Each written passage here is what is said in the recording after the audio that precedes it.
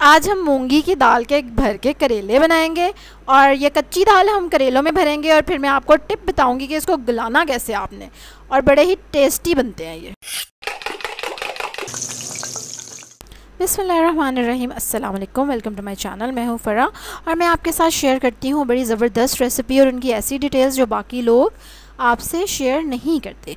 और आज हम बना रहे हैं ज़बरदस्त मूंग दाल। 125 ग्राम की मूंगी की दाल है जिसको मैंने रात भर भिगो के रखा है, ठीक है।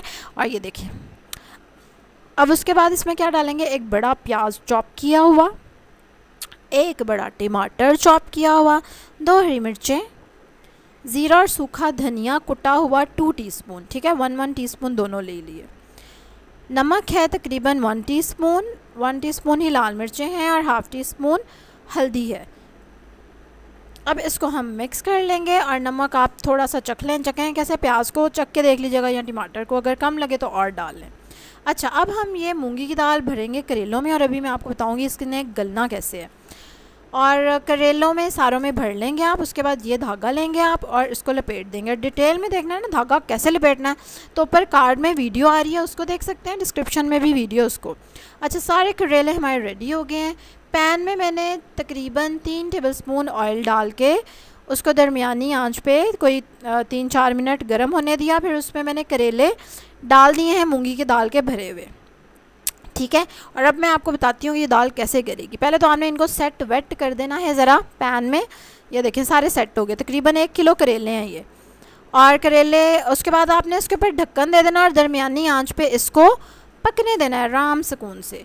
जो बाकी की हमारी दाल बच गई थी करेलों में भरने के बाद, 2 टेबलस्पून ऑयल डाल के आपने पैन में या देगची में वो दाल डाल देनी है और उसको भी चूल्हे पे चढ़ा देना है और बिल्कुल हल्की आंच पे उसको पकने देना है, छेड़ना नहीं है, ढक्कन नहीं उठाना। दिस इज़ द टिप कि अगर ढक्कन उठा दिया ना तो ये दाल ऐसी अड़ती है ना कि आप इसको गला नहीं सकते, जो मर्ज़ी कर लें, ईंट पत्थर बन जाएगी।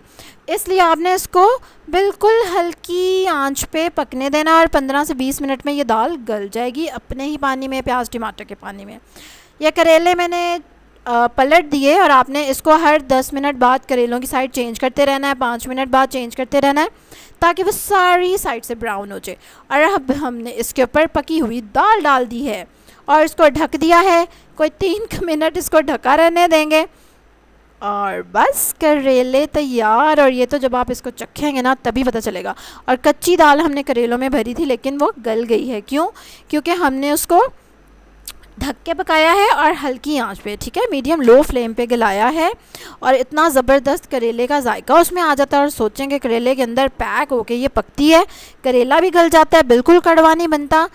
और दाल की तो क्या ही बात है। और ये देखें मेरी मेहनत चेक करें कि मैंने सुबह उठ के, हाँ कच्ची लस्सी ज़रूरी है करेलों के साथ मज़ा दुबाला करने के लिए, ये मैंने सुबह उठ के बनाए हैं करेले और नाश्ता कराया अपनी फैमिली को करेले का और ख़ुद भी किया मज़े से, यम यम यम, ठीक है। चलो जी, और करेले जो लोग मेरी वीडियो देखते रहते हैं उनको पता होगा कि करेले कैसे हमने तैयार करने हैं। यहाँ तक मुझे कमेंट में ज़रा बताएं फटाफट, और जिनको नहीं पता उनको मैं बताती हूँ। करेले छील लेने आपने और उसको नमक लगा के ना रख देना है, कोई घंटा 2 घंटे रख देना है, ठीक है।